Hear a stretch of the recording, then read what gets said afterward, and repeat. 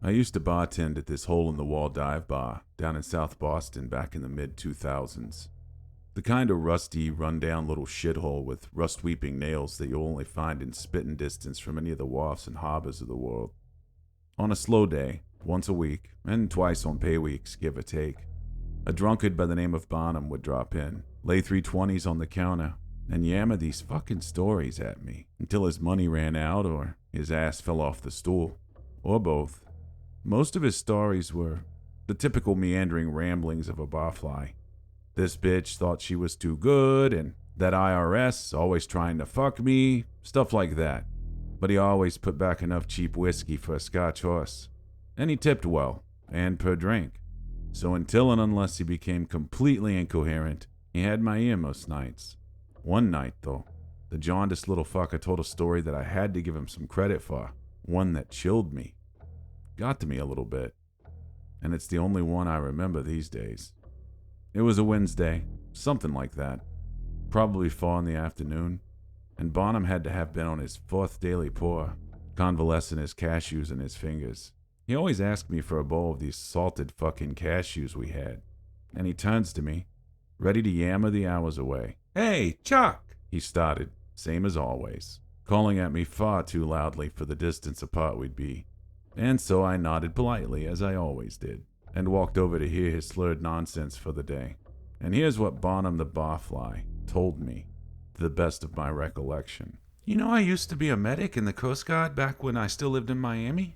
Not for too long, on account of when I earned my bum shoulder playing backyard tackle in summer '86. I told you about that, right, Chuck?" "Yeah, I musta." "Anyways, back in '84 they had me doing chopper rescues out at sea. Some poor fuckers would get their fishing boats out in storms, or nasty ship fires, or the like, and they'd fly us out to put the people in those little baskets and haul them up into the chopper to rescue them. Hero shit, you know? We'd be out in the wind and rain and shit, getting tossed and everything, but we were friggin' badasses back then, you know? Anyways, this one day, we're out on a search and rescue looking for this big fancy yacht. Some bigwig hedge fund zillionaire and his family had gone and gotten lost, and hadn't shown up in Bimini when they were supposed to, and we couldn't get them on the radio. They'd been missing for about 3 days, and we were told the yacht was pretty massive, like one with a crew and butlers and shit. So we were looking out for a big old son of a bitch, maybe banged up on a sandbar. But instead, we see this little raft, the big orange polygon type like you saw in that Tom Hanks movie with the volleyball. And we can see that there's this guy in it, as well as a dog. Chocolate lab, it looked like. Then we got the chopper down low and could see him up close. So we send one of our guys, Richie, down there in the basket, and he pulls the guy up and we load him onto our stretcher. Kid was probably 25, sunbaked as shit, damn near passed out. But just as Richie turns to go back down for the dog, the kid sits up in the gurney like a goddamn Frankenstein and grabs Richie's arm. Damn near popped his shoulder out, Richie told me, and starts just begging us to leave the dog, just pleading with me and Rich, in this rambling sort of way. "He'll kill ya," he told us, and we figured maybe he'd become rabid out there on the trip or something. I don't really know. But the guy was sunbaked like a fucking tomato and the chopper was running low on gas, so we left that dog in the raft and decided to gas back up and come back later for it. And let me tell you, Chuck, after listening to what this guy told me when we got him back to our ship, I'm glad we did it that way. Listen to this. So the guy passed out on the flight back, and back in the med bay on the Coast Guard cutter, he sits back up like he had done earlier, scaring me half to shit again, and starts asking about that fucking dog. So I tell him we left it out in the life raft, and we were planning to head back out to find it. And he says to me, "Do not bring that fucking thing back here." So I asked him if he'd been on board this yacht we were looking for, the Sunfarer, I think was the name of the ship. And he says, yeah, he'd been a deckhand. So I asked him where the ship was, the $1,000,000 question after all, and he gives me this blank stare, says he needs time to think. And I was beginning to think he'd gotten caught fucking the yacht on his wife or something, and then killed them or some shit, but I decided to play it cool. So I shrugged and told him it'd be about 4 hours sail back to Miami and that he ought to get his story straight before then, seeing that the authorities would likely want to question the hell out of him on shore. And I told him that we had an easy ear with me if he cared to try to explain, and I think he really wanted to tell somebody. So he lays it on to me over the next few hours. And let me tell you, Chuck, what he said had my fucking neck hairs on end. By this point, a few of the other bargoers had gathered around me and Bonham. The little fucker was spinning what was turning out to be an intriguing little story, and he didn't even notice he was beginning to draw a crowd. I could tell it would only get more interesting from there, because his cashew fingers came a-twirling as he continued the story, wide-eyed. So the deckhand tells me they'd been about a week out of Rome, headed for Bimini, and they come up on a lifeboat. Had some ship's name that the kid couldn't remember painted on the side, but he said it had an Indian sound to it. And lo and behold, there was nobody inside of it except this dog, the chocolate lab. So the hedge fund family is thrilled with this dog, like the grandkids are just in love with the thing, playing fetch with it and this and that, and they don't really question it. You know, people love dogs, I guess. But the whole situation just struck the deckhand as kind of weird, he told me. And he didn't like that dog one bit. He said the dog had a collar, and that the collar said the dog's name was Tugboat. Now here is where it gets really weird. Are you ready, Chuck? The yacht's crew quarters were on the very lowest level. Guess the rich pricks saved the money views for themselves.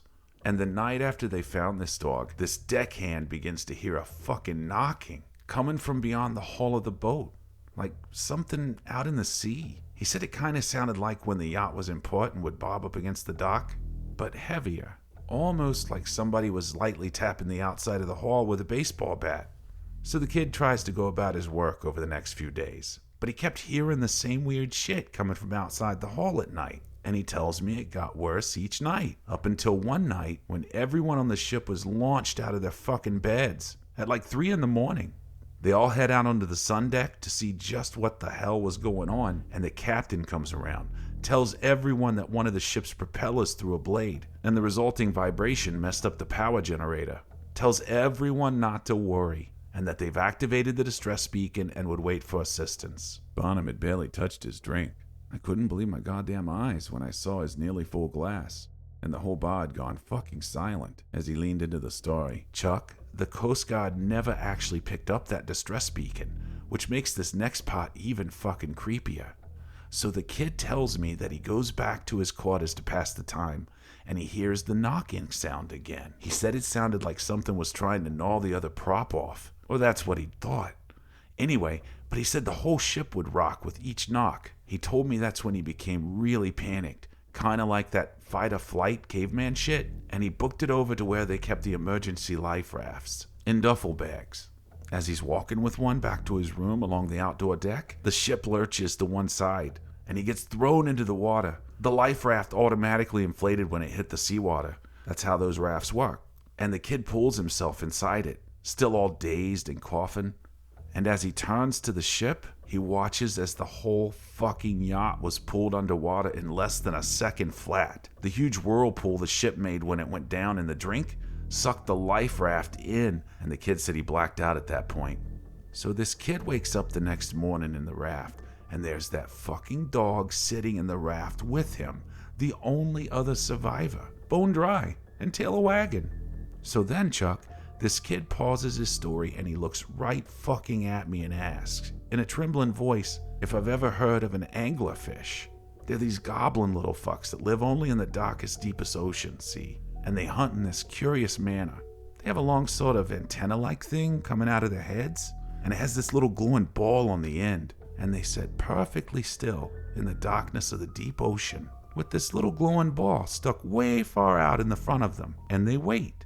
Some unsuspecting little fish comes along, sees the pretty little glowing orb coming out of the total darkness, and goes to check it out. And then, wham! Little fucker becomes codfish kebabs, and the anglerfish gets another meal. Which leads me to the final rub of this story, Chuck. See, unbeknownst to me at the time, Richie and the rest of the chopper crew had left without me, back out to find that fucking dog, Tugboat. Chopper ended up disappearing in a storm, or so we all heard a few days later. Never did see those boys again. On that Wednesday afternoon, midway through only his 4th drink, Bonham the barfly stood up from his stool, nodded sadly and soberly to himself, and walked out of the bar without another word.